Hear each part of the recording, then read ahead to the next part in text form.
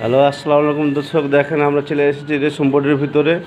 হ্যাঁ, তো পলু কীভাবে লালন পালন করা হয় আমরা বিস্তারিত জানবো। এখানে আছে আমাদের হেলাল ভাই। হ্যাঁ, তারপর দেখছি এখানে দেখতে পাচ্ছেন আমাদের সামাদ ভাইকে। হ্যাঁ, তারপর এখানে আছে মফিজ ভাই। হ্যাঁ, তো আমরা জানবো আসলে পলুটা কীভাবে লালন পালন করতে হয়। আর এটা দেখছেন আমাদের ভাতিজা রাহান। হ্যাঁ, হেলাল ভাই। আচ্ছা, পলু পোকাটা কিভাবে হয়? এটা ছোট টাকা বড় হয় কিভাবে? ছোট টাকা মানে আগে ডিম দেয়। ডিম দেয়? ডিম টাকা রাইখা মুখিয়া তারপরে আস্তে আস্তে আস্তে আস্তে বড় হয়। আচ্ছা, বড় মানে জন্ম টাকা 25 দিন বা 27 দিনের ভিতরে পেকে যায়।